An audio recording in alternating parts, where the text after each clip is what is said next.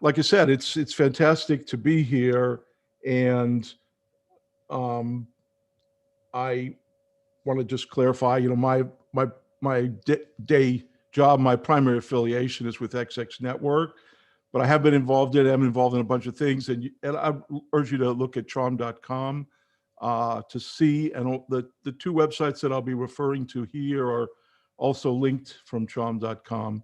So just that's just the overall um, comment. Here's hopefully the outline. Let me see. Oh boy. Okay, just a second. We're getting close here. Here's the outline for my talk. And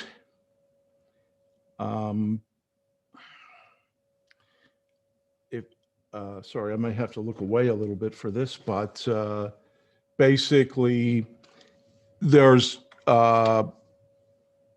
really just one thing I wanted to talk about, and I wanted to get an idea across that I think is central and critical to just robust, distributed, decentralized, resilient governance, and that is the question of whether it's like more money, more votes, so to speak, more whatever kind of store value, more votes, or whether you want an electoral rule system, whatever that may be, that is able to take into account the participation of individuals.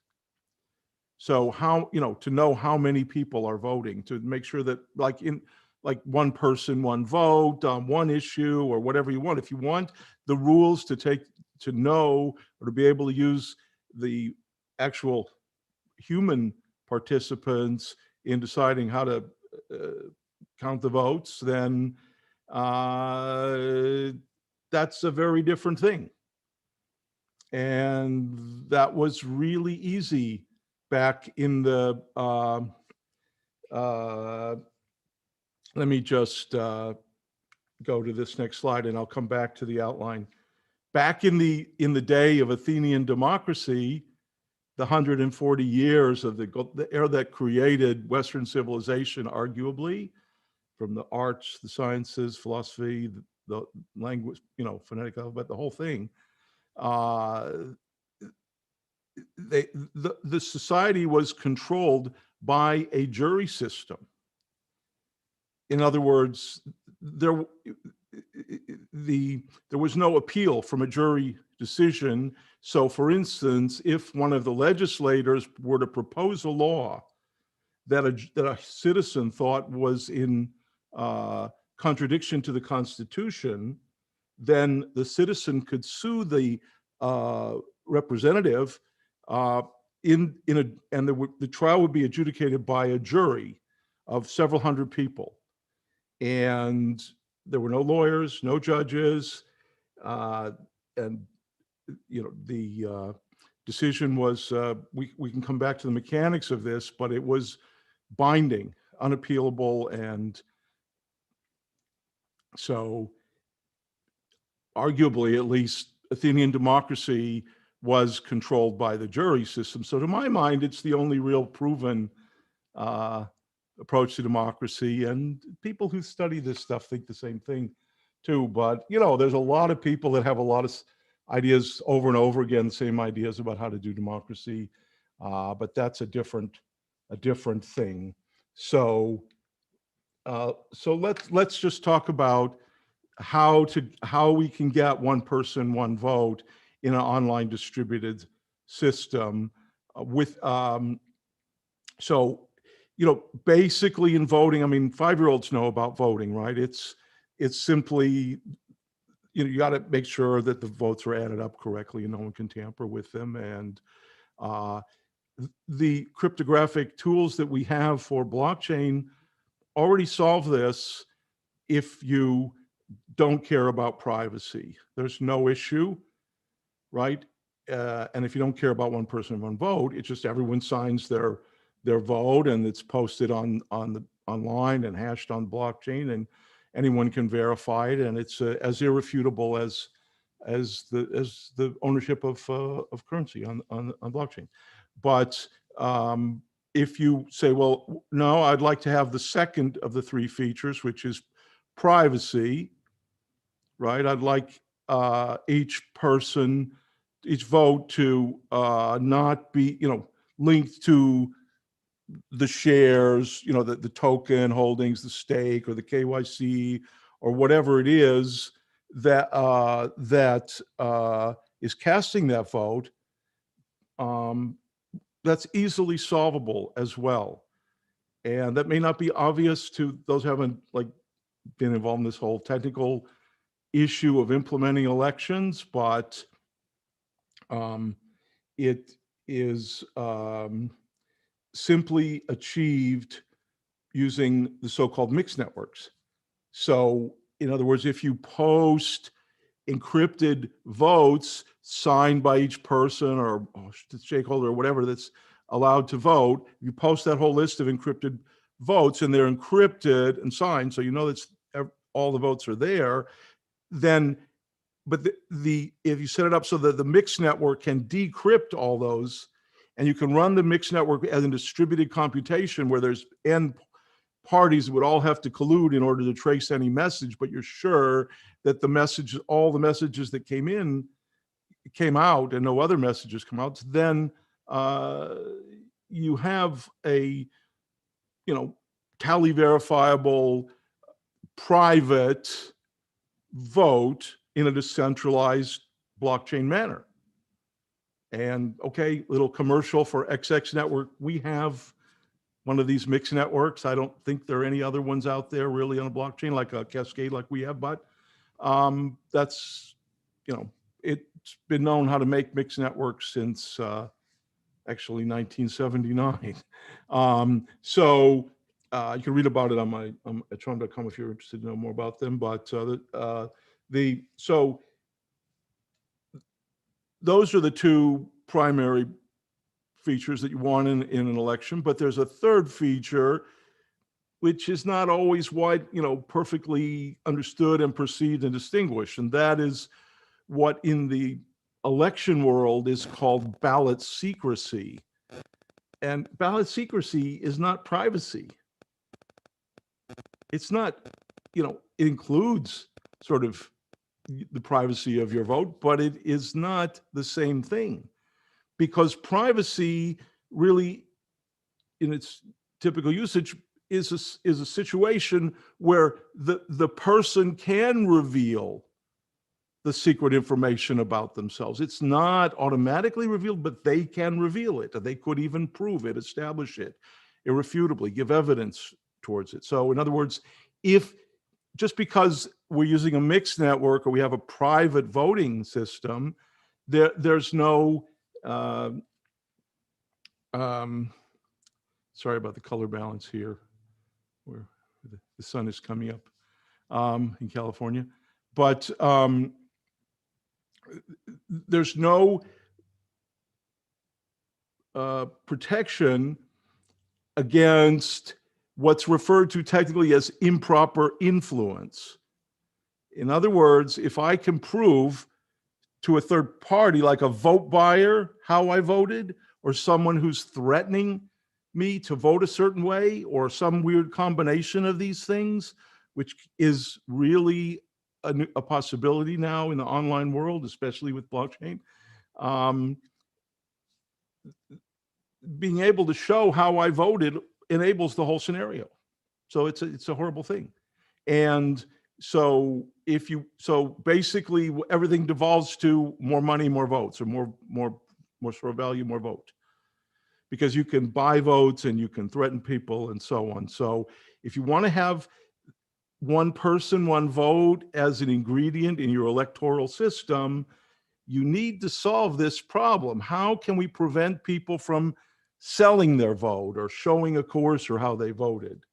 And there has been no good solution, in my view, until a few years ago, when we made this breakthrough.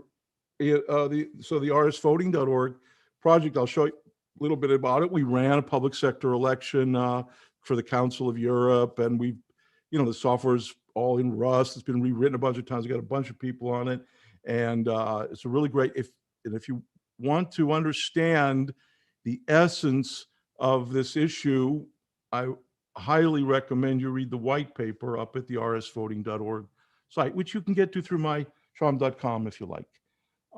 But that white paper is quite good on giving an overall summary of these issues. And more recently, just in the last few months, we found a new way a second way. It's a real breakthrough. And it's not just like a new kind of cryptographic thing. It's a different way of looking at the problem that actually really cracks it. And so we have this nullification protocol, and I'll show you just briefly about it in a moment. So I actually got to see these artifacts, and there's actually the Claritarian, the big marble machine. They were only found when they excavated downtown Athens to build a subway in the 60s. You can believe it, but they have them there in the Agora Museum, and one little case out of like 50 cases. This is the basis for Athenian democracy. Those discs have some of them have a hole and some of them are solid. And so after the 300 people sit in hear the two parties each get to say their case, they leave the chamber with holding one of those thimbles in each hand. But if they have the hollow one in the right hand, then that means guilty, and the solid one in the left, or the other way around. So they put their hands down in these urns and they release those, and everyone can hear them drop. So everyone can see that it's one person, one vote, but it's a secret, uncoercible vote. There's no talking during the whole jury deliberation except by the two contestants. And then if it's a guilty verdict, then each of the two contestants say what their punishment is, and then the voters vote with a binary vote again. Which of the two punishments. So in other words, if a legislator were to propose a law that someone could convince 300 people of being contrary to the Constitution, and that senator or whatever was stupid enough to propose 2 weeks without pay or something, and the other counterparty said death, and the jury could decide to put that senator to death. Now you might people have said some bad things about ancient Greece, but it's not as true as you might think. There were women involved in government and politics and so on, but not to a great extent. And similarly, the kind of slavery they had was nothing like the kind of slavery we've seen in the United States, for example. Very, very different. Just a certain person that was spared by a farmer, and then one person, and they helped the farmer out, but no one was born into slavery or anything like that. Okay, so anyways, let's just look real quickly at the RS voting project. So we had the first solution to preventing vote selling, and that was basically a simple-minded thing. If you wanted, you could request decoy ballots, and then you could sell those, but they would be indistinguishable in perpetuity from real ballots. And this took some fancy cryptography to achieve that. And we used it in the trial. But so it means you could sell them with impunity, and no one would ever find out that you were selling them decoy ballots, but they just wouldn't be counted. Now, there's a subtle issue in this. So when you request a decoy ballot, you need to receive additionally a proof of decoy from the election authority, because that would otherwise they could give you a real ballot and give the decoy to a voter they thought would vote a certain way. So it's not working with this preventing improper vote. It's very, very subtle and tricky. And by the way, I just wanted to point out that this guy, Hanu Nurmi, he is the electoral system expert. I met him at a 1-week conference, like 24 people invited on a mountaintop in Sicily to talk about electoral systems globally. And he gave a survey of 1,200 electoral systems that have been proposed. I mean, it's everybody and their brother can make up something. Oh, that sounds good. That sounds good. But read his monograph if you want to understand why he backed RS voting. Okay, it's basically what we did was create a digital version of the Athenian jury system, the only proven kind of democracy. Basically, in those days, everyone who was a juror could know all the issues around Athens. But nowadays, finally, after 2,500 years, with the web, any juror can be assigned to a specific issue, and they can really look into it. And there's a lot of literature to support that people really do dedicate themselves to that sort of thing. And so once again, we have the ability to take advantage of the Athenian approach to direct democracy, which scales both with the size of the society and the complexity, because it decentralizes the effort. So it's perfect for like reviewing code. Each jury looks at a different segment, so people not everyone's not supposed to look at everything and all that. All right, I don't want to really get into that too much, but I just wanted to say that. And so here, I would like to walk you through this, but I'll just spare you this is how it actually works. The whole system there, it's all, written. We've run it a bunch of times, and there's new versions and so on. Now, we have this new other way to do it. It's called Votexx. This is the team here, and we've got some stuff up on the site. We've basically found a fundamentally different way to solve it, and it's summarized here. The essence of it is simply that you can vote any way you want and prove how you voted, although it's not public how you voted.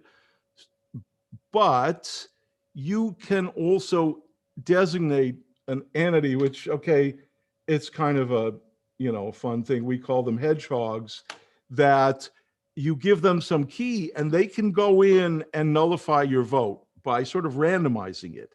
It's like quantum physics. It's probably a theorem, but I don't know how to prove it yet. That's the only way to really solve this. So, that you can also give the vote buyer or coercer these keys, and they can try to change your vote too. But because no one can see how many times it's been flipped, it's flipped a random number of times, and it's sort of nullified.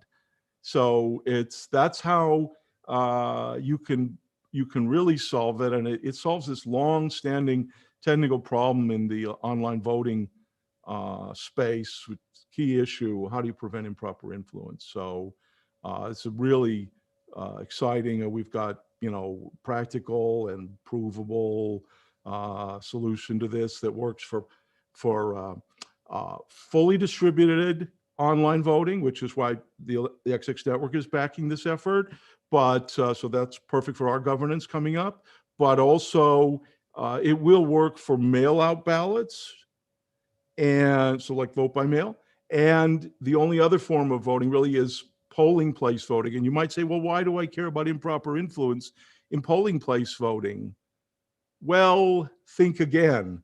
Look in, there's all kinds of, voting machines make different noises depending what buttons you push. There's all kinds of intimidation and things that happen at polling places around the world. So solving the improper influence also for polling place voting is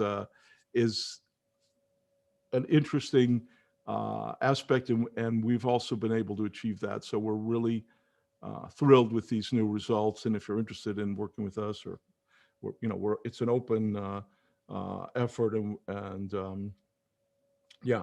So that's pretty much it. I have just one more slide.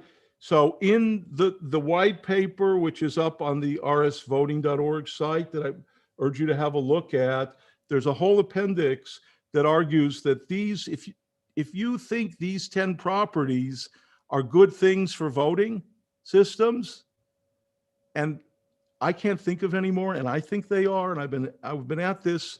My original paper in '79 was the first electronic voting system published, and we ran the first binding election for the city at Tacoma Park using my voting systems in 2009, and then in 2011 again. You'll see links to that on my website. So I've built the hardware and the inks and the software for real public sector elected. The city of Tacoma Park, Maryland. It's like a part of the Washington, D.C. metropolitan area. I've really done this stuff, and this is the most comprehensive list, and I don't know of anything that's not well represented here. And if this is your desiderata, then RS voting is your voting system of choice. So again, I'm honored and grateful and to be here. David, thank you very much. Actually, so we'll have some questions later on, and if you stay in the session, we can get some Q&A. But so thanks for your intro into the vote. And actually, I would like to take off from here also for the voting on-chain voting use case, which was brought by Greg Meredith. So actually, he is the one who triggered this session proposing this topic. And so Greg is nowadays he's the president of the RChain cooperative, which is a blockchain protocol. And previously he worked as a principal architect of Microsoft Beanstalk orchestration, and he's a mathematician and a discoverer of the raw calculus and co-inventor of many algorithms in the theory of graphs. So Greg, you're welcome to Perm Winter School. Can you see me or hear me? Oh, it looks like screen sharing is still on.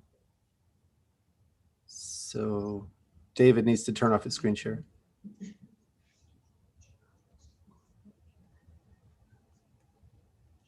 There we go. Awesome. It's morning here. I guess it's afternoon there. Can you hear me? Yeah, it's almost late night. Yeah.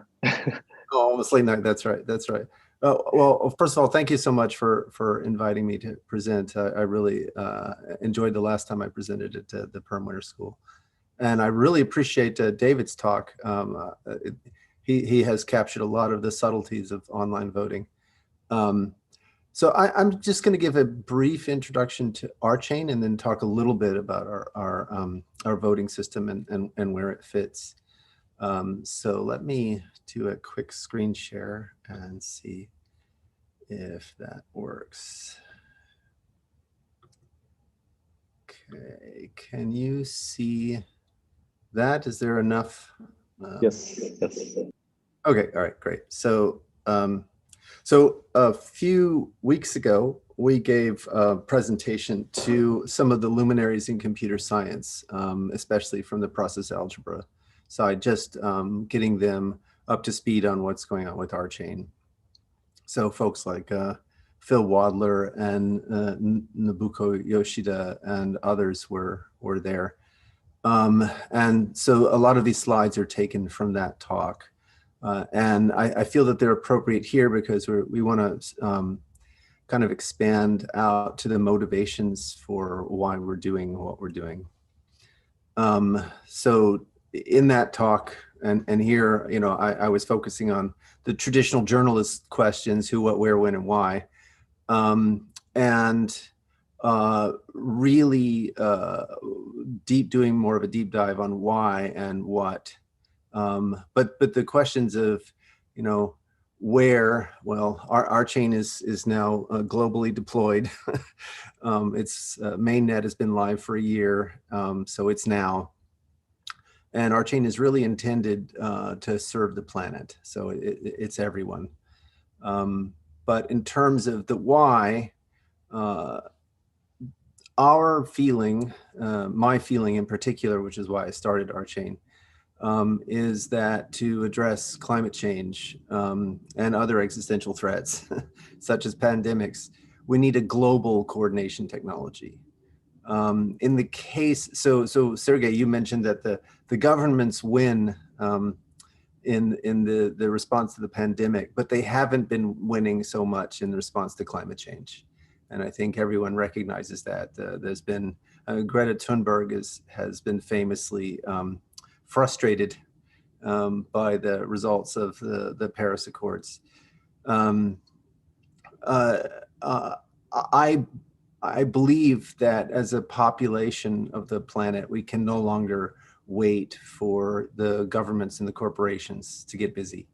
I think we have to roll up our sleeves as the people of planet Earth and get to work to begin to address the consequences of climate change.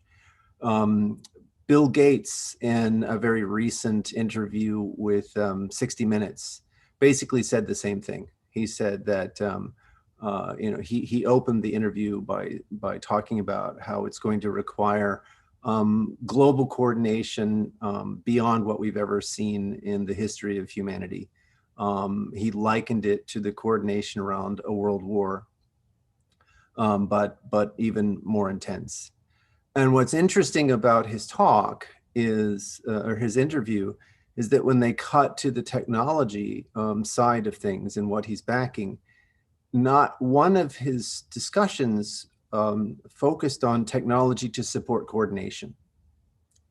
So he talked about a lot of hard technology for sequestering carbon, technology for changing the way we eat, technology for changing the way we manufacture things, but there was no discussion of technology that would address coordination. And I think, as David mentioned, blockchain and many other technologies have come around to provide a global coordination, a big advances in global coordination. And our hypothesis is that with the appropriate coordination technology, we will see more and more instances of self-organization. So the RChain community, and I stress this was the community, built a cryptographically secure on-chain voting system. It does not have all the desiderata that David mentions, in particular because RChain is a US company and we are handling cryptocurrency. We are forced to do KYC, right? That's a legal requirement of our organization.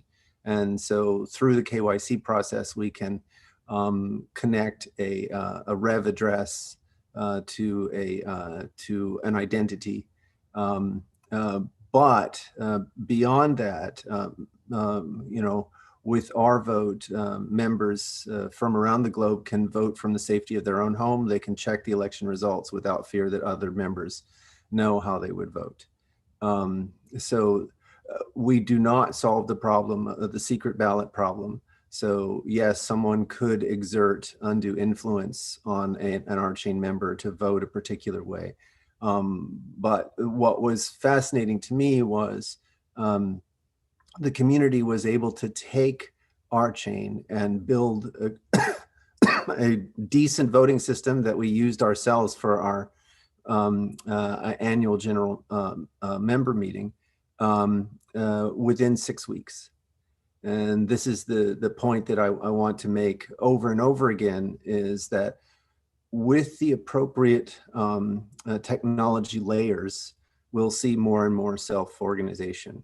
One metaphor or historical analogy that people might compare it to is the advent of the web.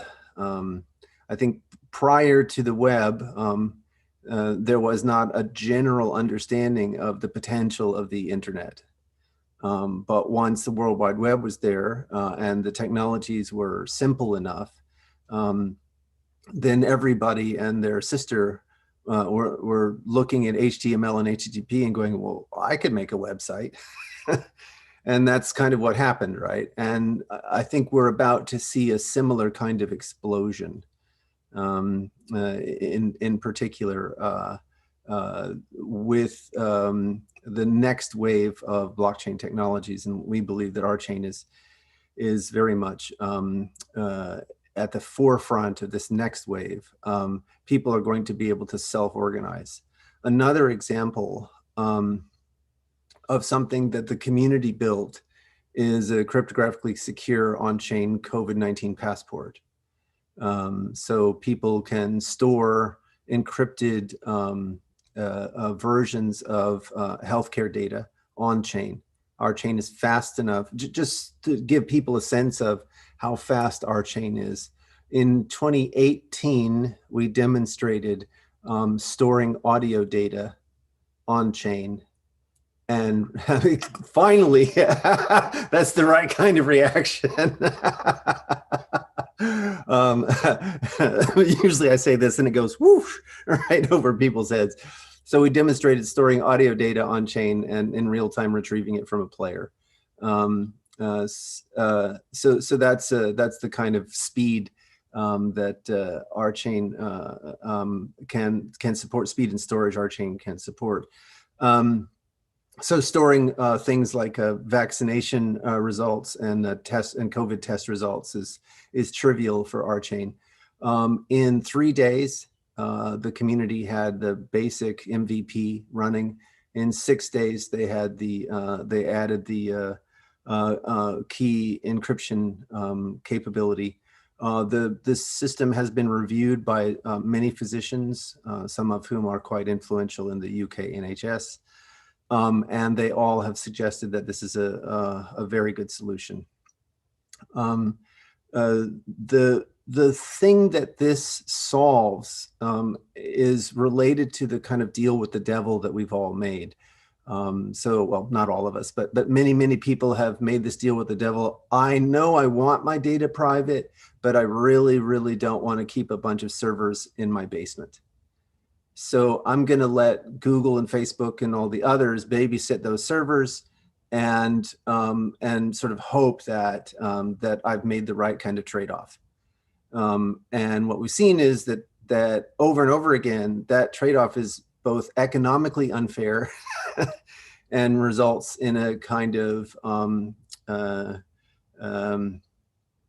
oh God, I'm blanking on the word, but you know, the sort of glass prison where you have this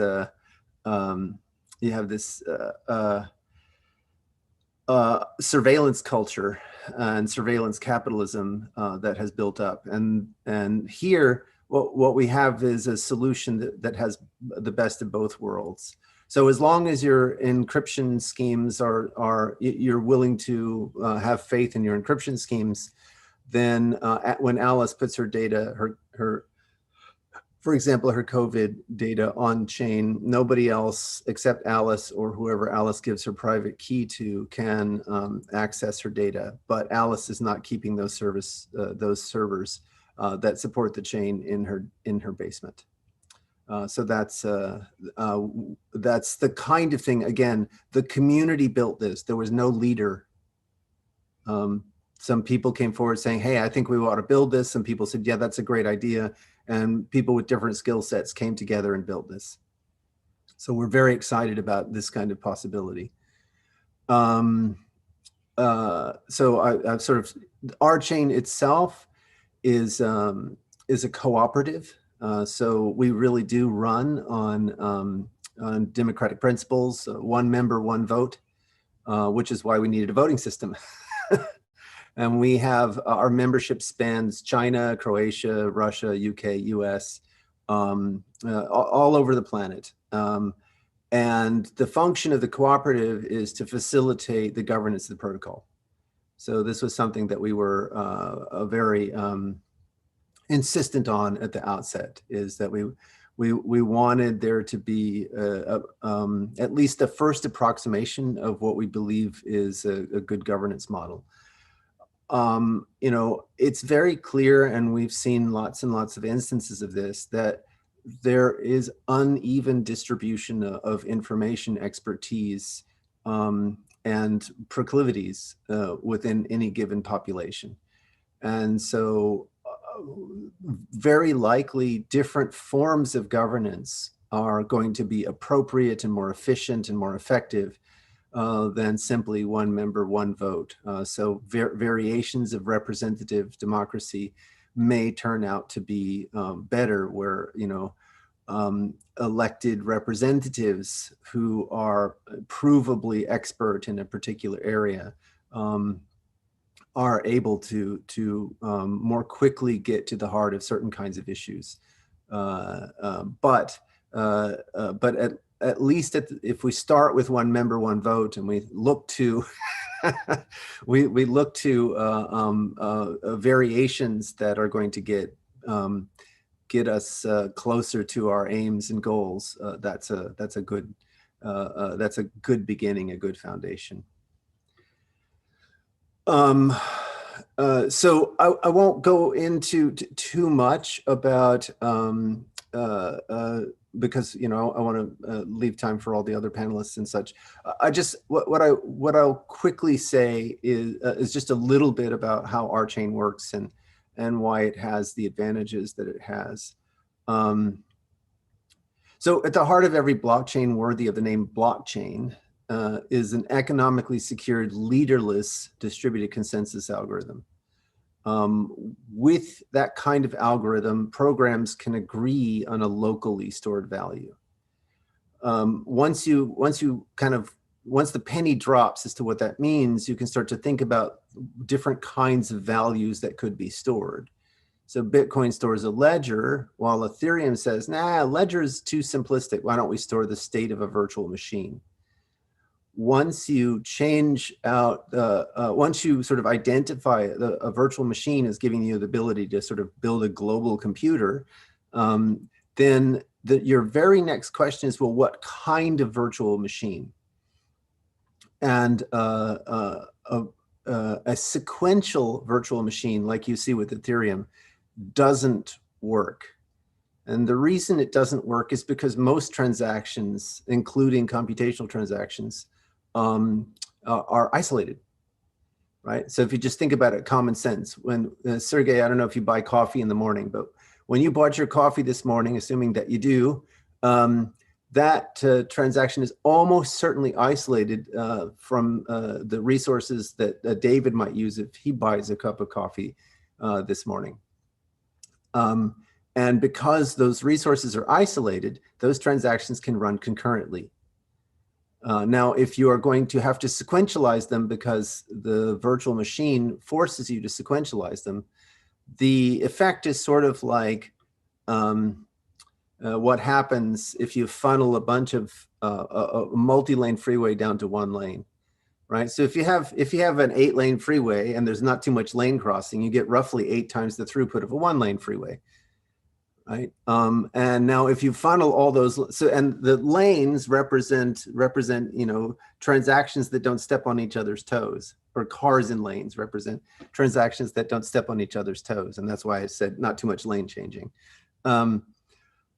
So if all of those cars have to be funneled down to a lane that's going to sequentialize them in order, you know what happens. You've seen it. So a sequential virtual machine won't work. It's anti-scaling. As you add more nodes, you get more contention for resources, and so it scales.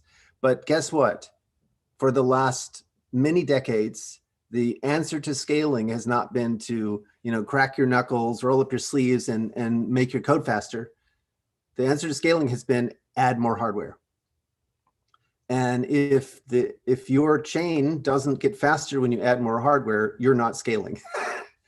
So what RChain does is it provides both an improvement on the consensus algorithm. So it's a variant of proof of stake called correct by construction, Casper, and it provides an execution mechanism based on a very advanced model of concurrent computation called the row calculus.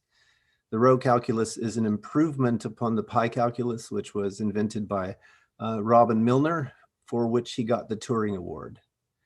So I noticed that there was a tiny little lacune in Robin's proposal that kind of undermined a lot of what he was trying to achieve, and I fixed that little hole. And that results in a calculus that's much simpler and at the same time much more expressive. And that is the basis for our concurrent execution mechanism, and why when you add more hardware to RChain, it gets faster. I'm just giving you a little flavor, a little taste of the details under the hood. There's a lot more that you can learn about. Just go to rchain.coop. And again, I would love for people to engage, because we feel that the more people engage, the more people will go, just like that web developer from 30 years ago. I could build one of those. And that's so I really hope that people will use the infrastructure that RChain has provided and start to build the kinds of self-organizing applications that we're going to need to get through climate change. And with that, let me turn it over to the other panelists and or questions. Thank you very much, Greg. It's a great pleasure to hear from you. And we'll leave some questions on the end of the panel. And for now, I would like to continue our conversation about the governance. And actually, our next speaker has made quite a lot of effort to build electronic democracies online. And so his name is Santiago Siri. Actually, in the past, he was a founding member of the net party in Argentina, Partido de la Red, and later he collaborated with the development of Democracy OS, a platform for citizens' participation in the politics. Later, he moved to US and founded the Democracy Earth Foundation, backed by the Y Combinator, to develop the blockchain technologies for electronic democracies. And so I would like to welcome Santi on stage to give a state-of-the-art overview of the electronic democracies. Thank you, Serge.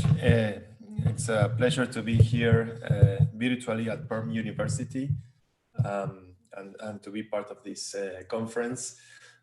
So I'm going to make a brief presentation around the research we have done with Democracy Earth over the past 5 years. We're a non-profit organization that has the purpose of figuring out how democracy looks like in the information age. And we try to do so by developing open source technology that can help us deploy democracies anywhere there's an internet connection, and that it uses censorship resistant networks. In other words, using decentralized networks that can help protect the interests of the people.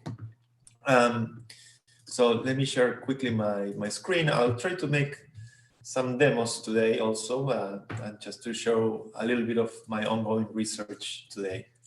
So as I mentioned, Democracy Earth is a non-profit organization. Started in 2015, we were backed by Y Combinator and Templeton Foundation, and we also cooperate with the Radical Exchange Foundation. I'm gonna skip through my usual slides and jump straight to where we are with the problem right now. A big challenge, I'll go a previous slide. Something that Edward Snowden said back in 2019 in Berlin during the Web3 conference that really stuck with me was that the one vulnerability being exploited across all systems is identity. And when we build a system for voting, a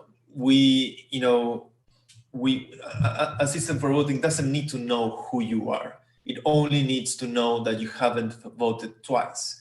So it is very important to differentiate between identifying someone and verifying the right to use a technology. I think that's a very important, very subtle, critical distinction. And we must be aware that if we look at democracy at large around the world, clearly the influence of social media and the web protocols that led to these entities like Facebook and Google that can target messages and track our activity on a daily basis have removed agency from voters. And are constantly, we live in a world of misinformation, deepfakes, and all of the contemporaneous political problems. So as we look into a new generation of internet protocols with blockchain-based networks, we must be very cautious, because when the web protocol began 30 years ago, there was also a lot of utopian thoughts about the future of the web, and no one could have predicted that the consequences of not having a formal identity system embedded in the protocol, or the privacy encryption requirements to protect people's right to privacy on the protocol, no one expected, or at least probably David did expect this to happen, but at least the users never expected something like the kind of world we're living in today, where Facebook, Google, etc., have such a incredible influence in political campaigns. So how do we formalize humans over this type of networks? Well, it's a huge challenge, and it's an interesting area of experimentation that we have been researching very closely and cooperated a lot among the projects looking into this problem. So in other words, we have proof of stake, we have proof of work. Could we do some kind of proof of personhood scheme possible that would allow democracy, universal basic income? In other words, a more social internet, an internet able to face society while preserving the rights to privacy in society. And as you know, the challenges in cyberspace with rising AI and civils or duplicate identities are not minor challenges. And if we apply Moore's law to the capability of computation to simulate real people, or fool the average human eye, it's a very difficult context that we'll be facing in the upcoming years. For example, none of these faces are real. These are all faces generated by GANs or machine learning algorithms that reinforce each other and learn the features of human faces and are able to completely generate new faces out of that knowledge. Also, we can structure different kinds of graphs. We can make reputation economies of sorts, but eventually that could potentially to new areas of centralization. Some nodes could have more reputation than other nodes, and thus those nodes, some nodes could start trading. The problem that David described so well on the role, the interplay of money and voting. But the internet is a very experimental place, and in the last 2 or 3 years, there have been some interesting experiments in this area. I will only mention 2 of them, which are my favorite 2. And I've been following closely these projects for a while now, which are also representative of the 2 main approaches we have seen in the crypto ecosystem so far, which is, on one hand, there's the web of trust approach, which is probably not it's a very old approach. We have seen attempts at doing web of trust throughout the history of the internet. But there's an interesting technology, an arbitration technology called Kleros that has been used for conflict resolution using bounties and challenges to the registers of the registry.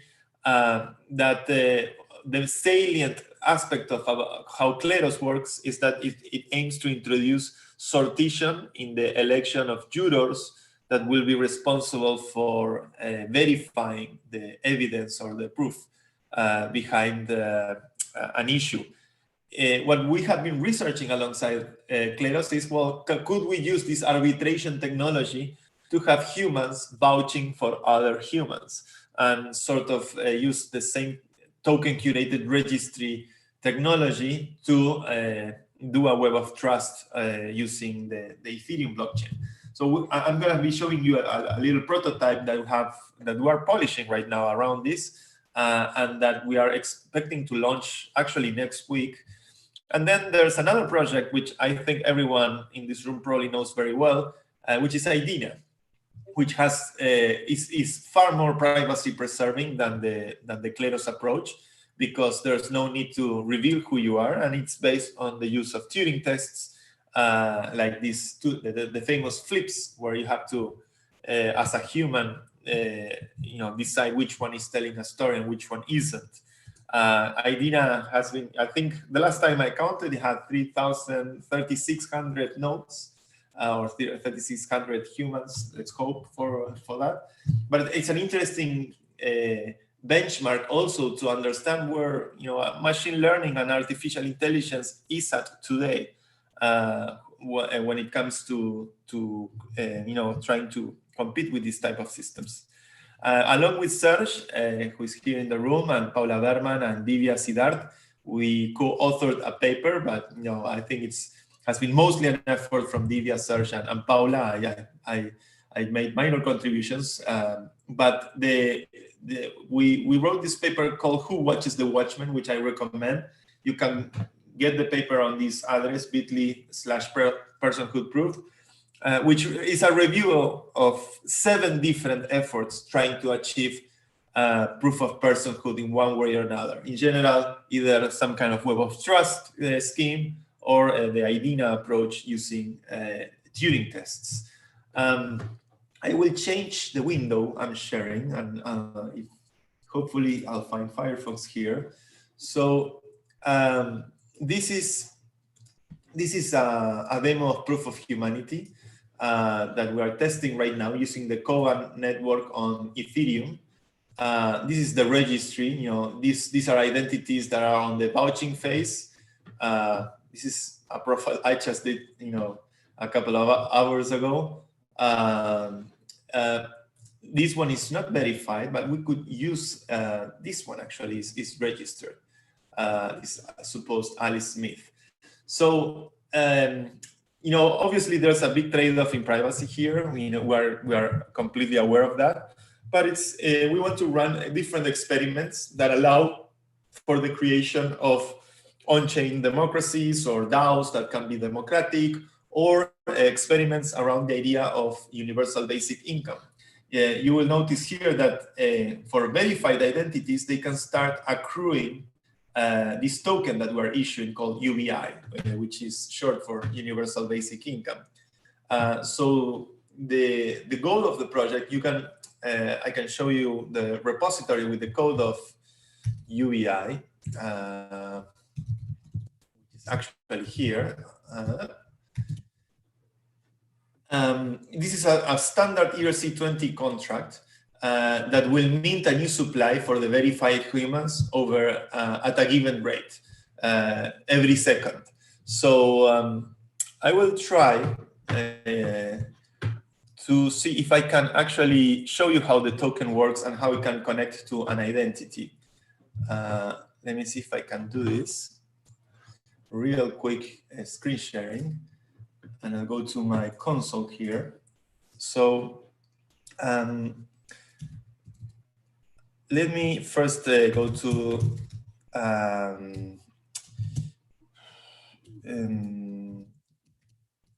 let me check my branches, which I need to check a branch name.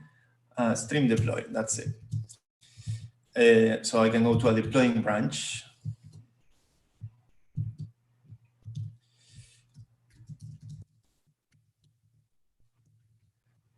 And I'll connect to Chaum.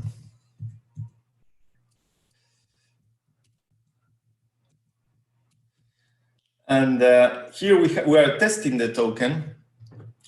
So now it's compiling. Let me just really quickly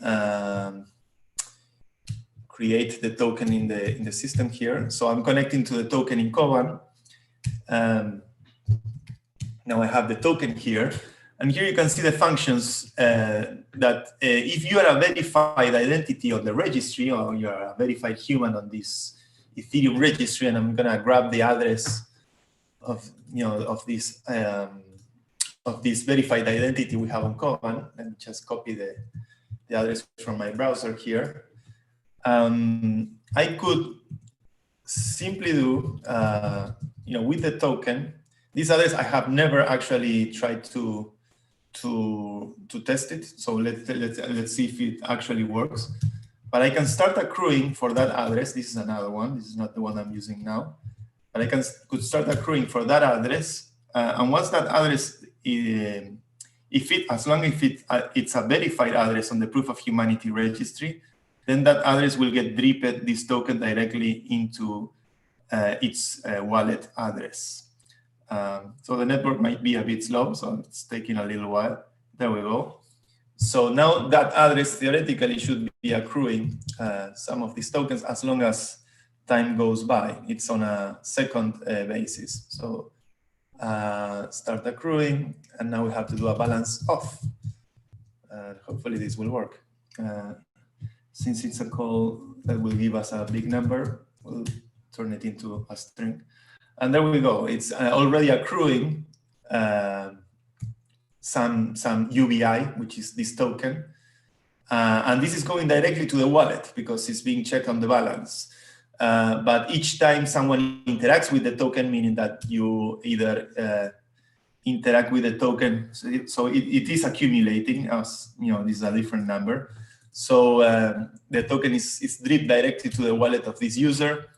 And every time someone either transfers or burns this token, then the accrued tokens effectively get minted, which is a nice little trick to help make this effect where you can directly stream tokens to a user's wallet. I hope the demo wasn't too technical, but this is literally the work I'm working on right now, which is the proof of humanity. At the end of the day, the proof of humanity contract simply has an interface that checks, is registered true or false. It's a Boolean, and if we can update the registry of proof of humanity, it's a proxy contract, and we can keep on improving that. Eventually, this will allow us to start exploring more social experiments running on the blockchain. UBI is one of them. This token is one of them. We have another token which is called Vote, which is trying to distribute one vote per every valid identity, and hopefully use that as a tool on using the snapshot mechanism for DAOs to use more democratic ways of voting on Ethereum. So that's what we're working at Democracy Earth today, and open to questions, and looking forward to the conversation. Scientists, thank you very much. Actually, I think it was the first time that somebody coded in real time and Perm just go. So congrats. And so we'll leave up questions for the end of the session, and I'd now like to actually continue the topic of the proof of personhood with another a protocol which only emerged recently. It's called Humanoid, and I was pretty excited to look at the white paper. So I'd like to invite now to Viktor Smirnov, who is the founder of this Humanoid protocol, and also the co-founder and CIO of the Paradigm Fund. So Viktor, floor is yours. We cannot hear you.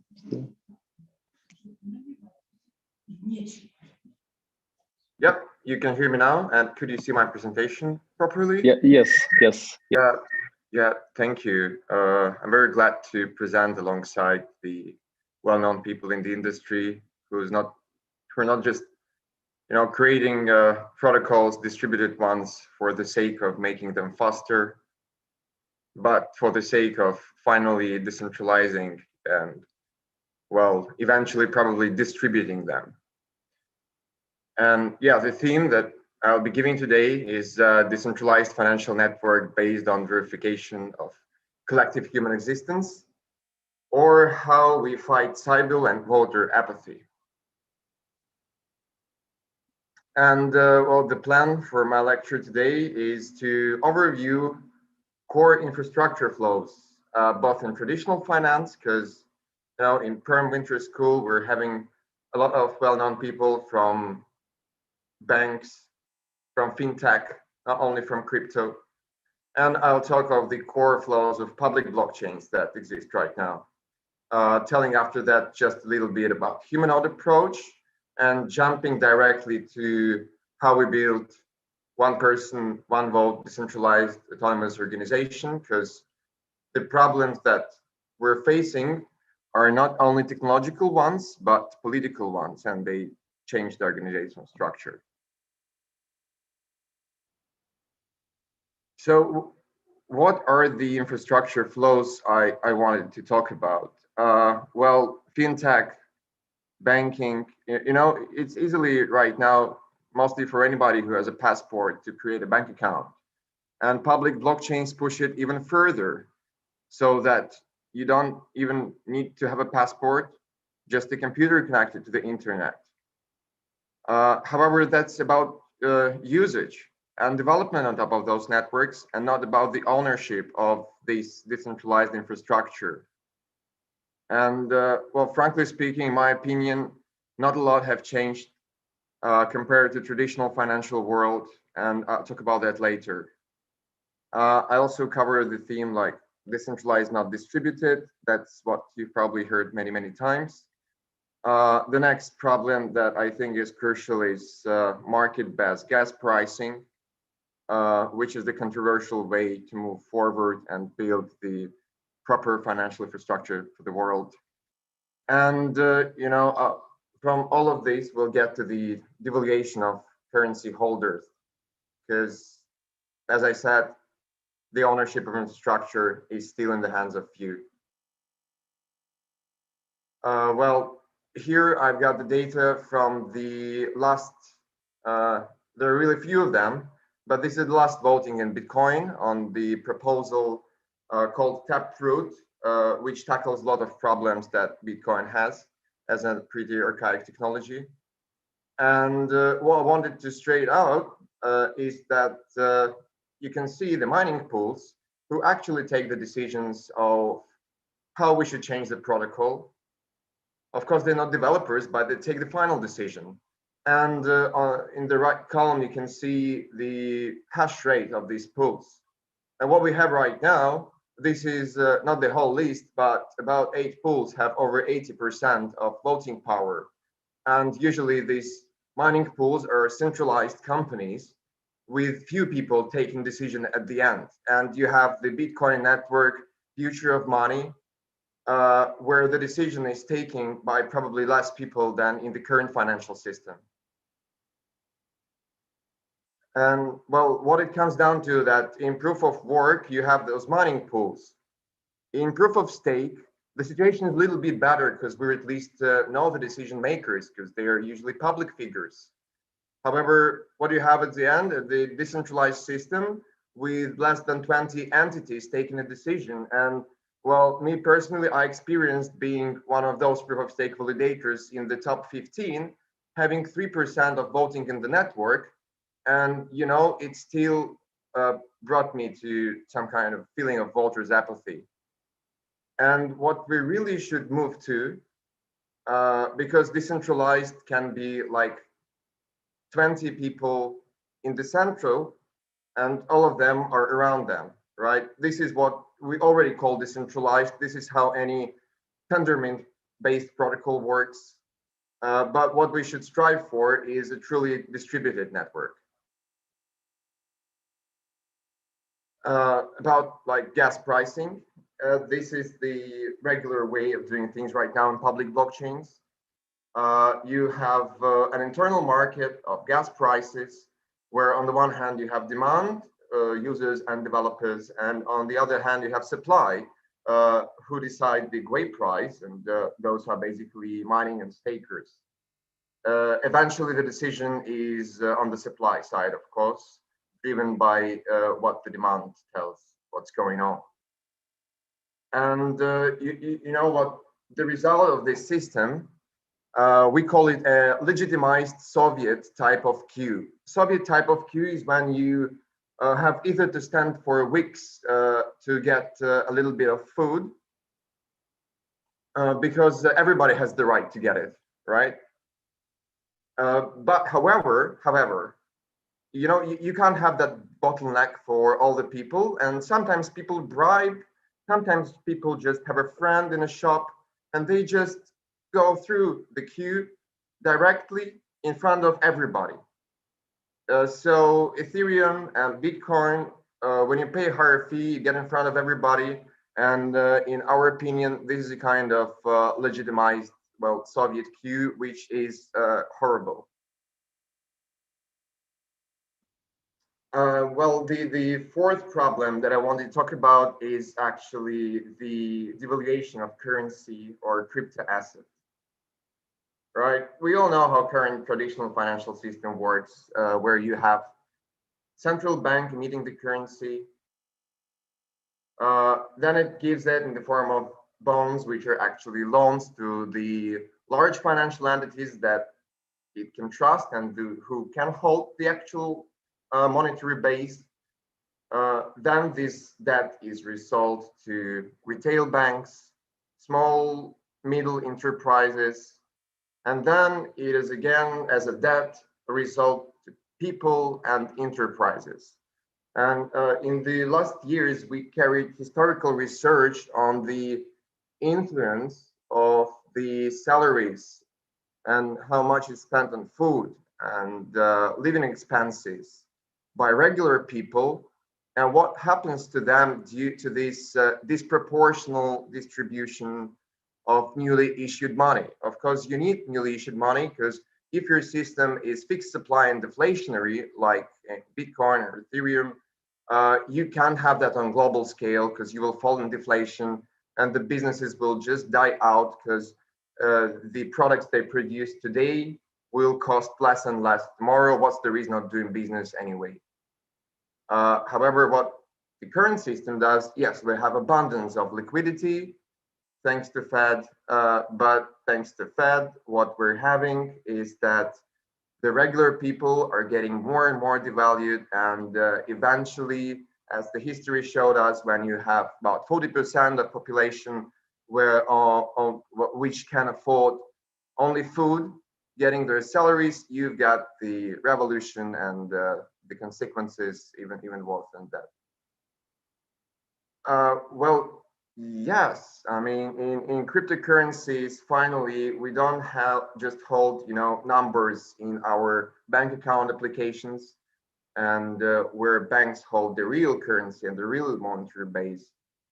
How we hold the real asset.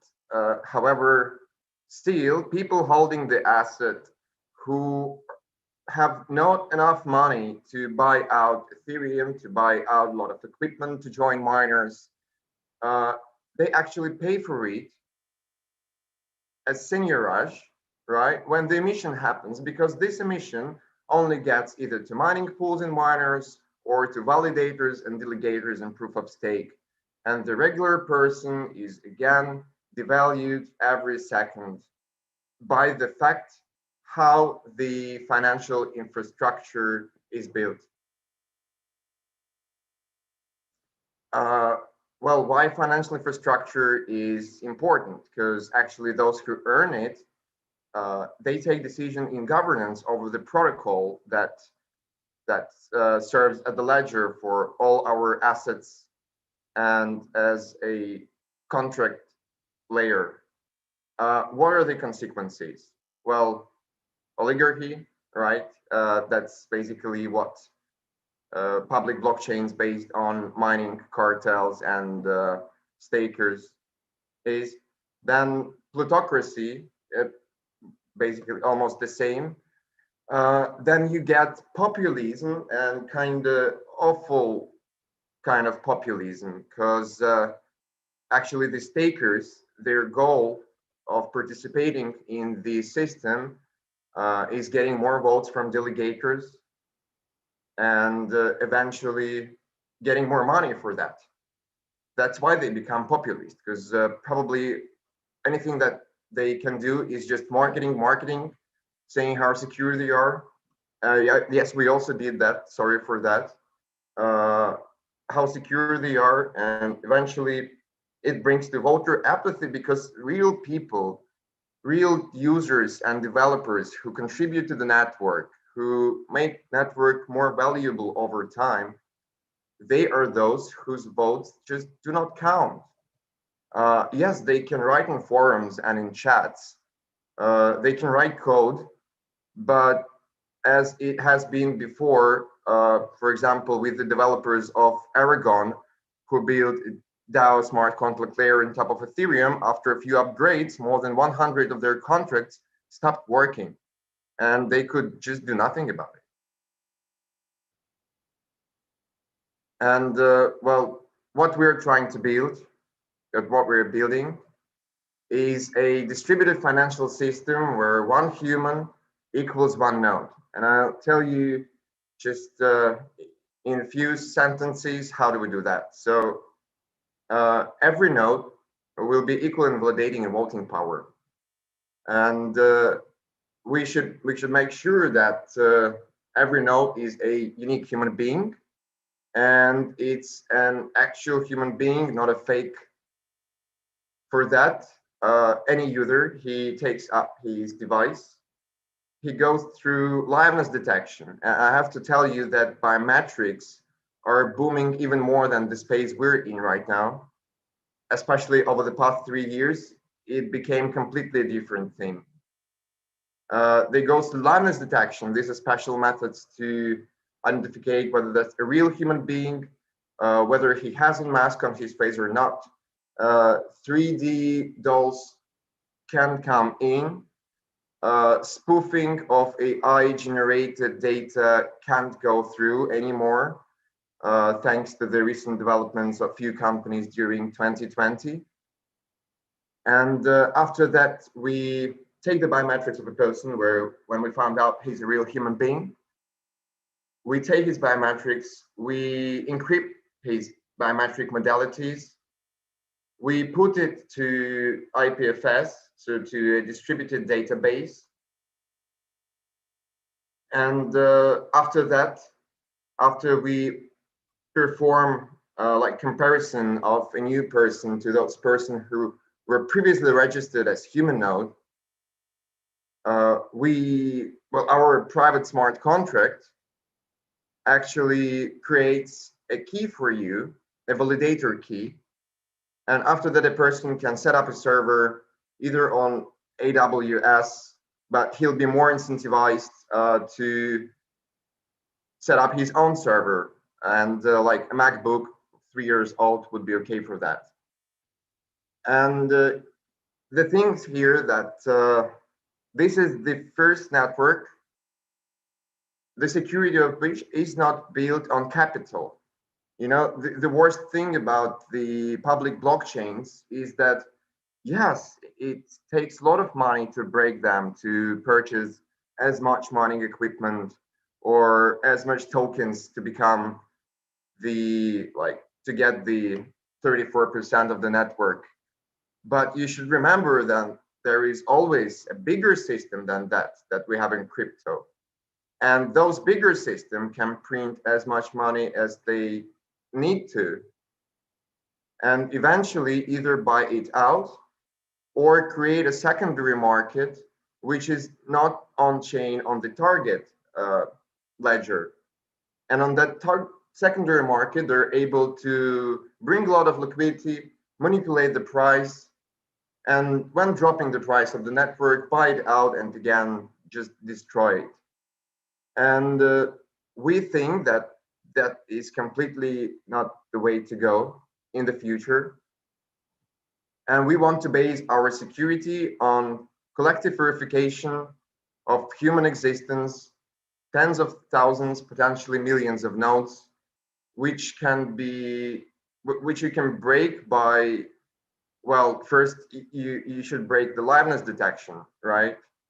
Then you have to break the hardware equipment. I'll talk later about Sybil. But basically, if you're trying to cheat the system, your biometrics will be blacklisted and not your tokens or your mining equipment. Our approach to Sybil resistance is completely different from what we have seen before. First or foremost, yes, it's liveness detection certification. And a person goes through it, proving that he's a real human being. The second approach is having a trusted device so that you couldn't register more than a nuclear family on one device. This increases the cost of any attack, and imagine how many devices you should buy if you want to try to perform an attack on a network when there are thousands, hundreds of human nodes.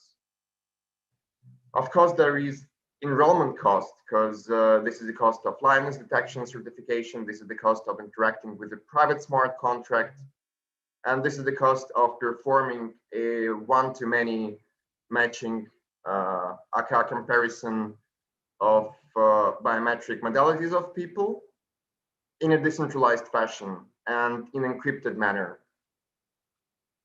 And well, another thing that we're using to fight Sybil is actually proof of time, because it is registered on the ledger for how long this node has been running. And for example, those nodes that are only 2 weeks on our network, they are not yet able to validate anything. This is one of the costs they should take as well. What I should stress here out is that there are different methodologies to create a decentralized identity. One of them is called strong identity, and that's basically when you collect a lot of person's data in a private even manner, but you do collect like his passport, other credentials, maybe the address, and you create a strong identity, which is like private KYC. On the other hand, what we're building is a pseudonymous identity. It is like creating a Bitcoin wallet, but actually your wallet is derived from your biometric data, and you do not need any other personally identifiable information in order to create a pseudonymous identity in a decentralized fashion, because when you are scanning your biometrics, they're encrypted right on your device, and B, even those encrypted templates are stored in a decentralized fashion on top of IPFS, and the computations over them are performed by Humanodes. In encrypted fashion, we don't have to decrypt in order to compute that. I'll talk a little bit about use cases that it opens. Well, to start with biometrics at its core, we can finally solve the UI UX problem for many people who do not want to create a seed phrase, or like interacting with Ledger is still a nightmare.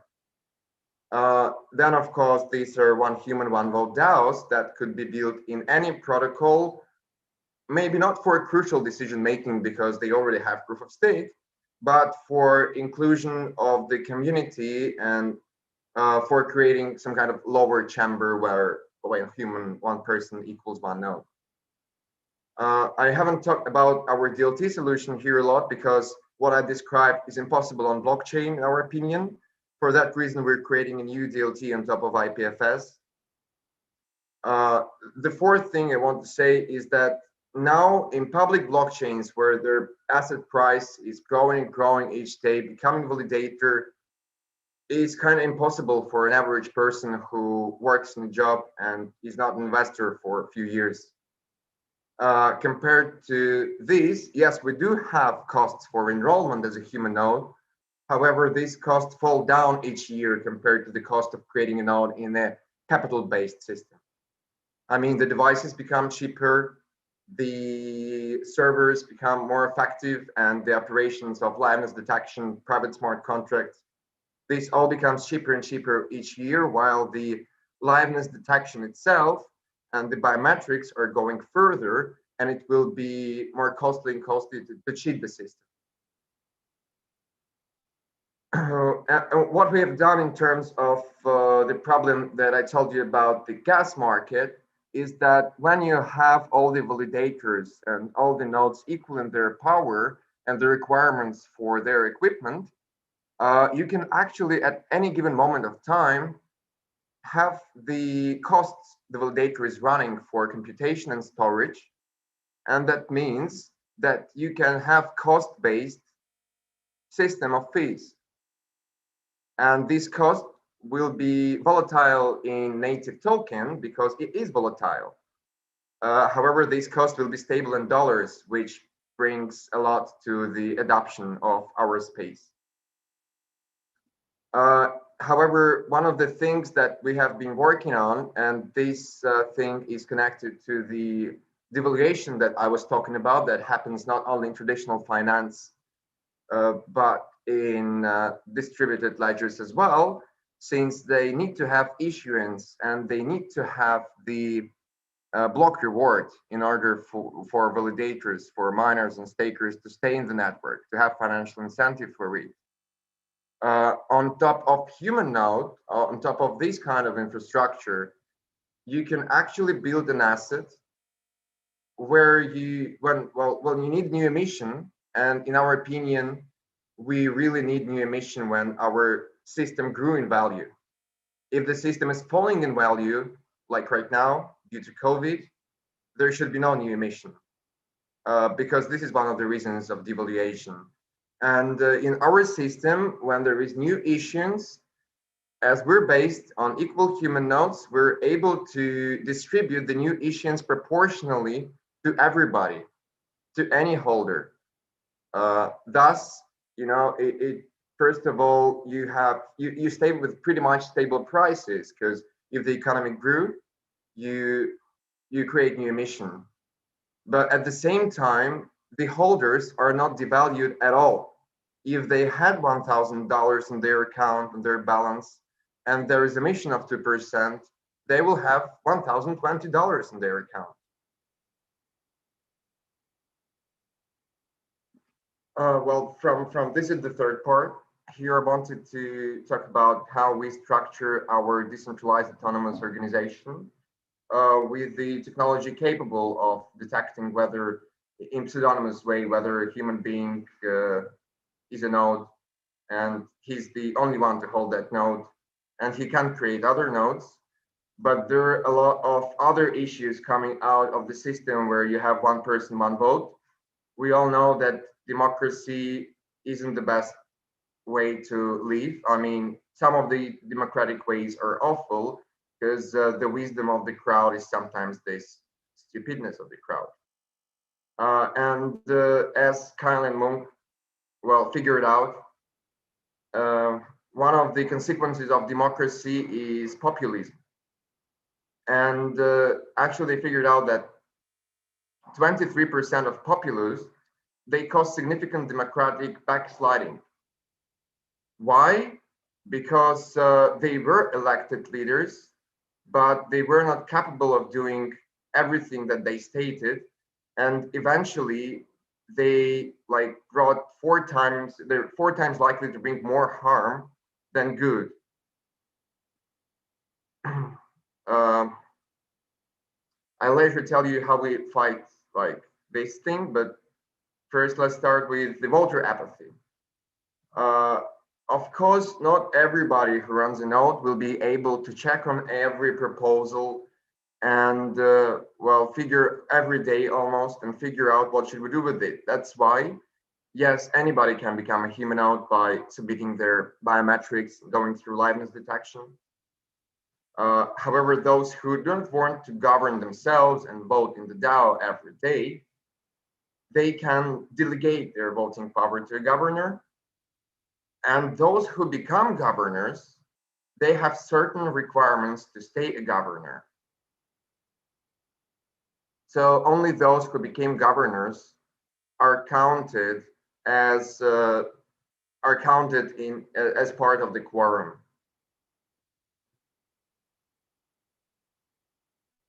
And the thing is, what we have to do, again, due to the fact that democracy is not the best way to go on, and you have to somehow have enough cooperation. But if you have cooperation among hundreds and thousands of people, it will be really lagging, like our legal system are lagging behind the technology right now.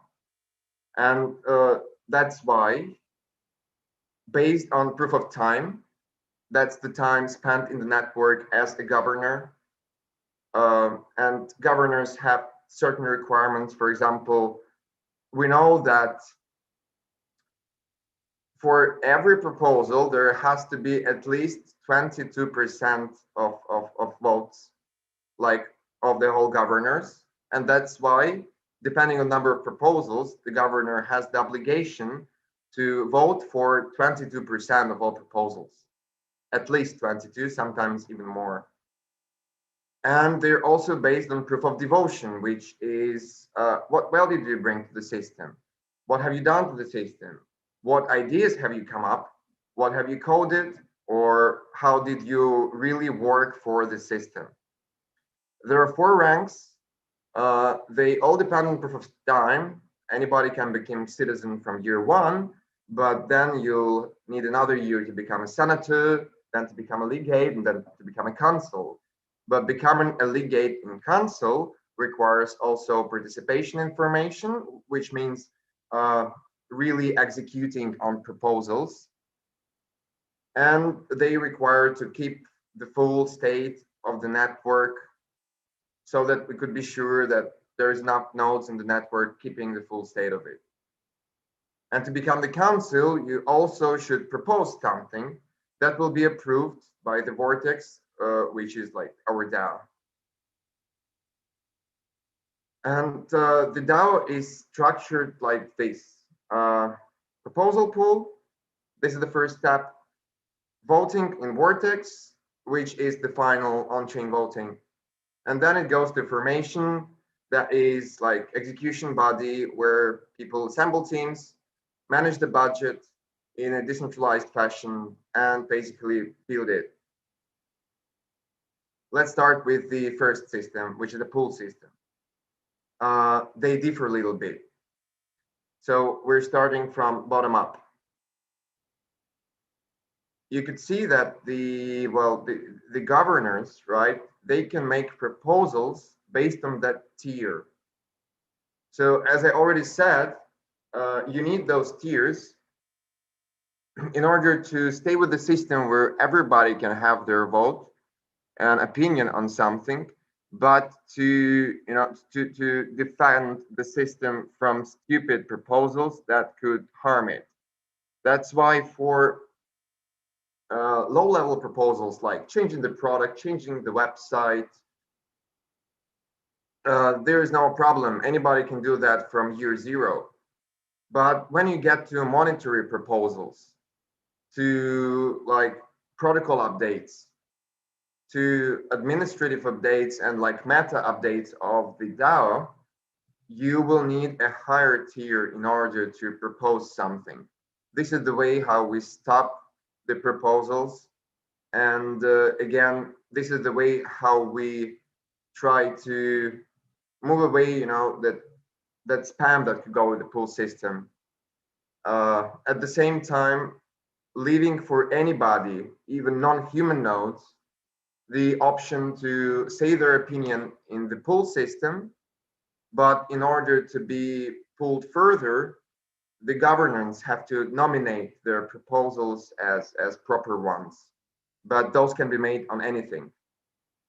So in the pool system, we have a truly one vote, one person without any delegation. It is just up votes or down votes. And basically you need like the quorum of 33% in total, right? But we also say that, okay, if 22% of governance already upvoted without downvotes, that means that it could go further as well.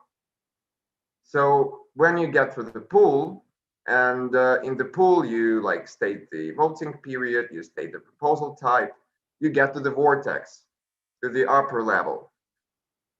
Vortex is where different governors have their voting power somewhat bigger, because this time governors represent delegators, humanoids who don't want to govern themselves, who don't have time for that, but they trust some other governor and like delegate their voting power to them. And this is like the next step where everybody's vote is taken into account. Again, for example, what you can say here is that, yes, not everybody can pull the proposal, because you have to have certain requirements, certain rank to pull high-level proposal, which can change a lot there. And eventually it gets to the structure that we call formation, where those who proposed anything have to A, finally get funding from the DAO, and B, they have to find a team. And before starting the development, they have to have contracts with the team so that they could have a really decentralized, that little branch of Humanoid formation. So this is a little bit how we structure our governance. And I wanted to end up that this is not the easiest thing to do here, because everything that we're developing is quite new for crypto. And we need a lot of people, a lot of help. We need people to join our Humanoid core.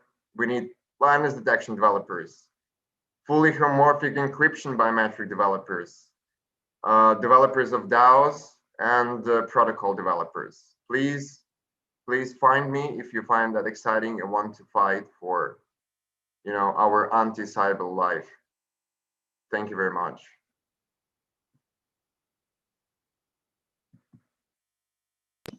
Thank you very much, Victor. So I think, yeah, your call will be heard, and we now still have some time for some free flow discussion, and we have some questions from the audience. I will ask them later.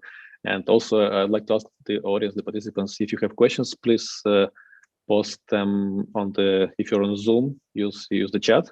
And if you're on the YouTube, just use the YouTube chat for posting questions. And I also would first give the opportunity to a bit reflect on the session today and ask each speaker, like, what was there any kind of inspiration or maybe reflection or questions to the other participants? So maybe David, if you may. Okay, well, thanks. I mean, this is I found it extraordinarily exciting to see all this group of people coming at basically the same issues, trying to find the best way they can to address them, and really, putting some real effort into that. And it's it's kind of thrilling for me, and I look forward to, like, maybe some later time to have a little more of a extended discussion about these issues, because I think we're all trying to move things in the same direction. I have a little bit of a head start on this because I'm an old guy, and I was thinking about this stuff a long time ago when I was in college and even before that. And I think that the security technologies and the really deep issues in cryptography and other stuff I've collected can be a helpful contribution in this space. So I'd like to engage more with people really working on this. I mean, and I just want one more thing. I mean, this is the first online Perm winter school, but it's also kind of at an inflection point for society, because, I mean, online and changing things is very much in the air. And so there's a huge opportunity to move all this stuff forward. And I think one of the speakers said is, the opportunity is now. I mean, this is it. It's not like, oh, maybe we should be doing this stuff in the far future. I mean, people are open to changes. So this is really the time to maybe pull together a little. That's a funny thing about the decentralized world. My last point. I mean, I was there. I gave a keynote or whatever in Berlin when Snowden spoke. That room, it looked familiar. You could see that me in there on some videos. But it's. I think we're at a point now where just letting 1,000 flowers bloom is probably not going to give us the ability to take advantage of this inflection point we're at and move things forward best. So if we can pull together and come up with a pre-digested way that we all think is really the most expeditious route forward, that would probably be huge. Well, I cannot agree more, actually. So we have to facilitate, and we have to leverage those open source and open, composable smart contracts and collaboration in this space to build, otherwise it will be difficult because we're all in silos, and that it'll be a challenge to. Can I just try me for just 1 second? What I'm proposing is a little different from that vision, in that, I mean, it includes that perhaps, but what I'm really talking about is architectural cohesion, an effort to create architectural cohesion. I think that creating a lot of code for a lot of different good things is not necessarily the most effective way to use this opportunity to really improve the world. I think we need architectural cohesion and then build it. I know it's a little antithetical to the ethos at some level, but that's my take on it. I agree with you, but I think it's a slow process. For example, so I'll turn my camera on. So for example, there's been a revolution in computing that's been going on for about 30 years since Jean-Yves Girard discovered linear logic, and at the same time, Robin Milner developed the pi calculus. But those ideas and how they impact logic, computing, type theory, inference, and a whole bunch of other things have yet to even hit the developer class. Mm-hmm. Right? So there are all kinds of tools and techniques coming from type systems that could dramatically improve the developer experience, but they are unable to make use of them currently because there's not a widespread dissemination. I've been working for decades to try to just get some of those ideas out, and it's a long, tough slog. People, yep, I hear you. You know, I support what you're saying. You explain the math and they go, I don't get it. No, it's I think, most of us have experienced some unexplainable inertia in some intellectual community and even irrationality, and this is very detrimental to society. And just look at Kuhn's book, The Structure of Scientific Revolutions, as you know, was written in a cafe right next to a cafe where I did the offline electronic cash things. I have a little affinity towards it, but no, this, it's a very powerful phenomena that people with power tend to try to preserve their power, and they're operating behind the scenes to a certain extent, and that explains a lot of things that you see, not conspiratorially, but just naturally. So, but on the other hand, there has never been a time like this in the history of civilization. We are all connected together, and we're looking for a way to solve all these problems that everyone here is working on. But the person on the street, is also kind of in the back of their mind, hoping for all these same kind of solutions. So this is a moment in time. If we can find an architectural approach to moving forward, I think that's the way to really make it happen. So, well, I think we should do that, but we will even have hard time. Talking about this between ourselves, because, for example, like on our side, we don't think that blockchain is the DLT that we need to solve many of those problems. And, there's so many different solutions and approaches that, yes, when we can work together, we should, in order to, in the end, have the system that converges. But at the same time, we should go in the parallel directions, because we never know who is the right one here, right? Absolutely. I don't mean to, I think, if we can build something now and try it out, I mean, that can really move things forward too. I'm not trying to rain on that parade, but I do think, one thing we might bet on or place a bet on would be trying to pull the architecture together to have an architectural vision, in parallel. I'm not saying that should preempt, build it and try it and all the other things that are, the great work that's going on.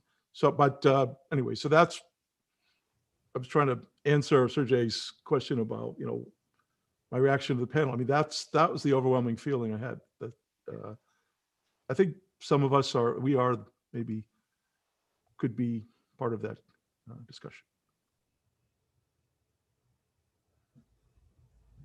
Well, I mean, towards your goals, I would really love to get more data on the RS voting algorithms and implement them on top of RChain. I mean, I think the RChain community would be really happy to dig into that. I know that many people wanted to do more than we did in terms of secret ballot, but we just didn't have the time. Oh no, thanks. No, I mean, it wasn't really known that it was possible. It's an astounding thing if you look at the literature on improper influence in technical mechanics of voting, cryptography space. People are just throwing up their hands. I've never seen anything like it. And the conclusions of the papers, like, well, we just, we can't figure out how to do this, and probably everything in the literature is wrong, and we just don't know what to do. So it's like, it's an existential crisis. But so we found a way through, which is seeming, it's a surprising approach. So my point is, no, this is only very recent stuff. It was thought to be more or less intractable until recently. But yeah, it's. So don't worry about it. But thanks for there's other. I would urge anyone who's interested in the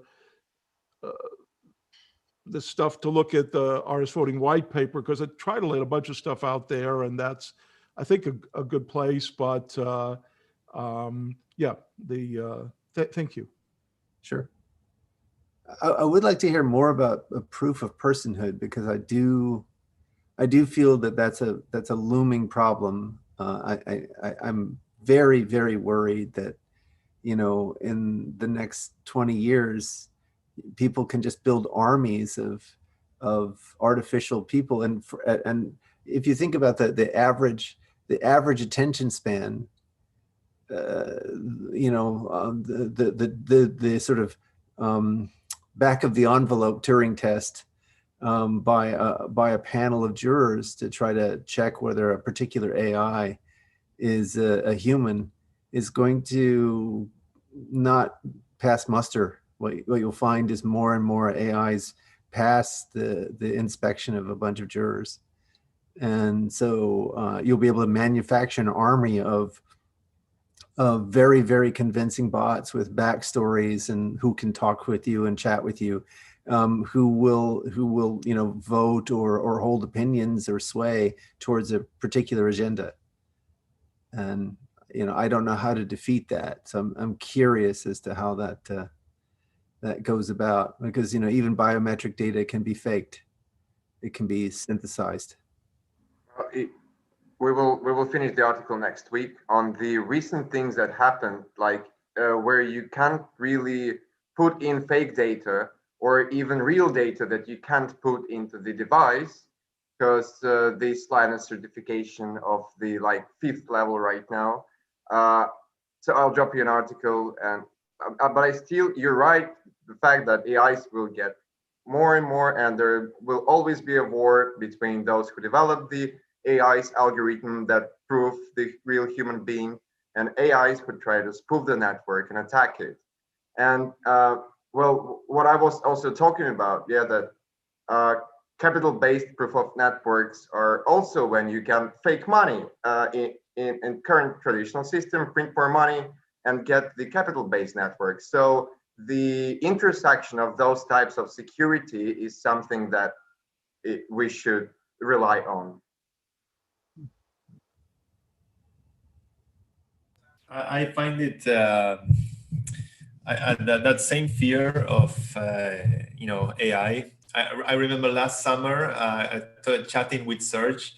I'm always thinking about ways of what can we do to beat the IDENA Turing test that has this benchmark, where humans usually solve 95% of flips, whereas AIs make something around 60, and there's this bounty out there that if you are able to push the Winograd scale, if I remember correctly, upwards, And when GPT-3 appeared, I figured, could GPT-3 compose potential narratives given certain cues, like by extracting a tag cloud for every image, and you use that tag cloud to feed it into GPT-3, and GPT-3 comes with the most statistical probable story, and then with that story you can sort the right, and at least, I'm not sure if we're going to be able to win that race against AI. Maybe it's a matter of adapting to a new reality, or to our new overlords, or who knows. But I don't want to give up. I think we need to understand that very frontier of what makes something human and what makes something not human. And understanding, those boundaries is extremely important. And efforts like IDENA are definitely, pushing further this Turing wall of sorts. Where's the Turing wall? If the Turing wall falls, and the Turing wall is no longer able to protect us from the machines, what does that mean politically? Another question, with my also colleagues of Kleros, we wonder what happens if someone does, deep fakes and stuff becomes so unrecognizable from traditional, real human videos, and this uncanny valley. I've seen some videos of the new Unreal Engine that has all these now face renders, and it's really, there's no uncanny valley anymore. You just get really confused. Even watching FIFA matches today, you get confused if it's a real game or not a real game that you're watching on TV. And this state of confusion is only going to be increasing as long as Moore's law keeps on delivering. So maybe we will, I was wondering if I had to do the net party today in Argentina, for example, what would be more interesting, to do a democratic system like we tried to do 10 years ago, or maybe a populist AI? A populist AI that is able to deliver charismatically the perfect message, just for the sake of getting into power. Then we'll figure out how to use the AI to make other decisions. But so, what role can AI play in decision making? Do we give rights to AI? Maybe AI can vote, but maybe. Those are new questions. I think new questions that will be confronting, or will have a more clear form of this question, or more formalized form of these questions for sure in the coming years. And it's at least these systems help us understand how these boundaries operate. And could probably the biometrics be a solution for this? I mean, if it's really a strong identity protection. And maybe then it's also the question for Victor, it's also from the audience. What parameters that you plan to use for biometrics? What is exactly measured for biometrics? Okay, the parameters mean modalities, biometric modalities, or exactly what? Yeah. So what do you measure? Yeah. Oh, well, the best ones at the moment, and we have them all in our paper, are basically face recognition. That depends on the level how AI evolved on these modalities. You have to have great databases to feed those AIs.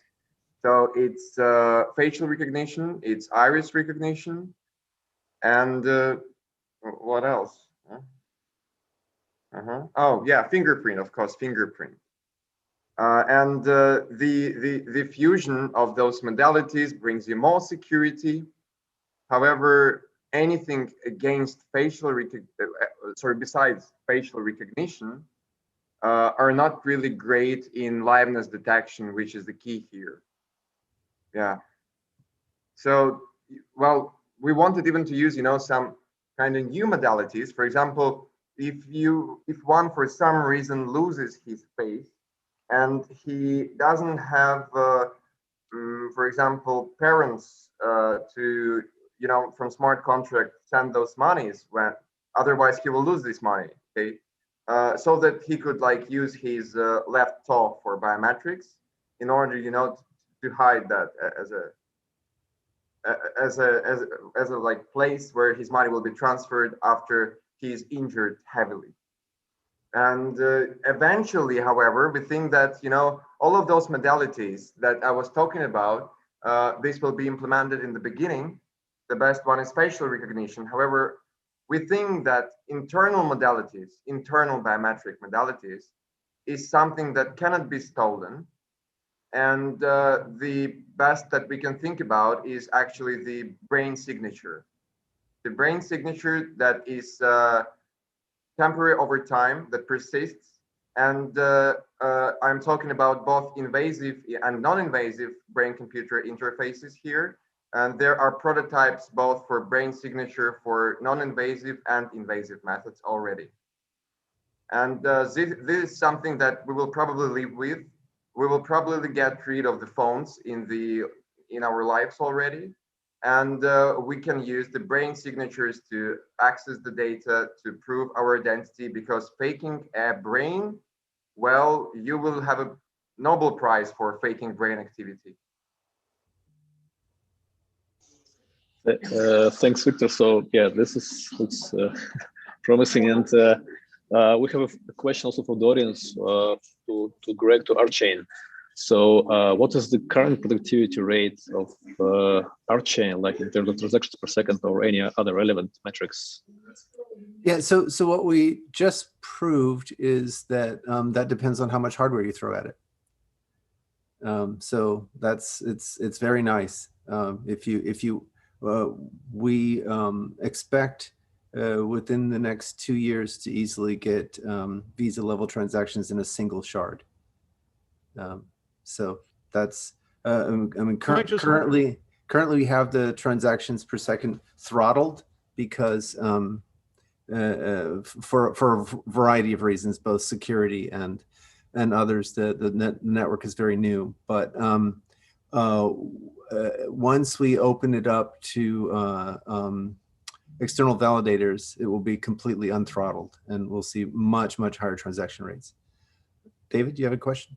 I just wanted to chime in. I mean, point out that the XX network, we have 350 plus node operators that have built their own hardware with GPU accelerators for the arithmetic that are running live globally, many of them from Russia, actually, but we are really global and both hemispheres. And so this is a group of people that, they're not running this stuff in AWS or something. They're running it in their basement. And we demonstrated 3,500 quantum secure payments per second with only using 4 cores, no multi-thread, and one thread per core, and no GPU acceleration, and only 100 megabit up and down.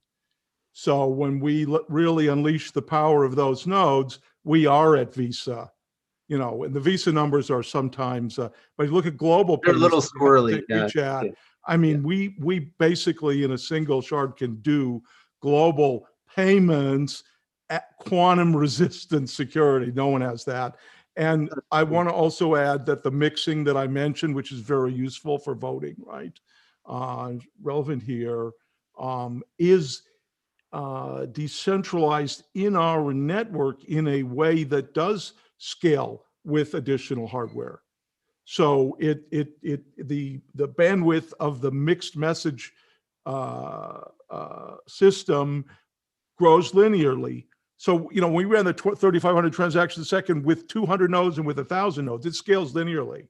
So by randomly choosing the nodes that are involved in each batch and team and mixing, it does scale with the amount of hardware. So I just wanted to, I have to say that, but yeah, it's kind of, I know it's not that widely, but you can watch the videos that we demonstrate. We show all this stuff. A lot of the code's open.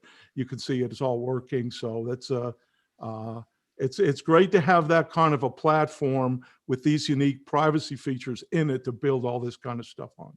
So what consensus algorithm are you using? We built it ourselves. It scales linearly. It's quantum resistant. You can read it in the white paper. Yeah, so we've demonstrated it from, I ran it on this laptop I'm using here on this call, so we've run it, over from few hundred nodes, 1,000 nodes, it's linear because it's based on a new kind of signature quantum groups signature that's really very sophisticated. So it just scales linearly, and so protects your money with quantum resistant cryptography. But the privacy of the mixing also scales with the hardware base. Yeah, we scale linearly, but and we modularize the cryptography, so you can drop in the quantum resistant cryptography. Yeah. Well, this is okay. Great. I mean, I'd love to see more about your system. It's all up there, so I don't want to, but yeah, that's just. I hate to have to get it to say that, but I just want to, since these people are, I'm part of this, and sure. Like, no, I'd love to see the XX network paid for this, fancy lighting and stuff here. So I'm just saying, I have to say it. You forced me to say it, but I don't want to, we're just kind of, the XX network is way ahead of most blockchain technology, and it's quite real, and I urge you to, take a look at it. Yep. And so the real obstacles, I think, now are architectural and how we're going to move society forward. It's not really. So is it a payments network? Challenge. So I'm sorry. Pardon me. Is it a payments network, or is it a smart contract? Well, just do me a favor. Do yourself a favor. Take a look at the XX network, and you can see it's a quantum resistant, the first quantum resistance consensus algorithm. It does scale linearly. It's based on unique technology, and it includes payments as well as messaging. It's the only system with real mixed high and large anonymity set, low latency messaging. So it's we're and it's quite real. So there's a big difference between payments networks and smart contracting. They're different. You can optimize the payments network to do things that you can't with the smart contracting network. So let me just say that there's another shoe to drop in terms of XX network smart contracts. So cool. I'm the guy who coined the term multi-party computation, because the work in my group, basically, look at my website, we laid that all out. There was some competing work, but the point is there's another shoe to drop. We have a way to do real multi-party computation using, it turns out, special things in the XX network. So it's that's good. That's not yet announced, but it's so I mean, just all kinds of computers copying the same computation. That's not what you need. The multi-party computation needs to have its own secrets. So, okay. Sorry for the commercial announcement. I don't want to get. No, it's good to talk about it. Thanks a lot. Yeah, it feels like we need to have a special session on the summer school, the Perm summer school for consensus mechanisms and smart contract calculus. So yeah, we all can present there. So with this, actually, I would like to thank all the panelists and all the participants of the first session. So thanks a lot. Kudos, and thanks to all the. A small announcement for tomorrow. So the tomorrow's session starts at 1 p.m. Perm time, which is GMT +5, and in the evening there's going to be another session at the same time as we never have now. And after that session, we're going to have a special risk party, which is going to be online, but it's going to be a lot of fun. So join us tomorrow. Thanks a lot. Thank you. Ciao. Thank everybody.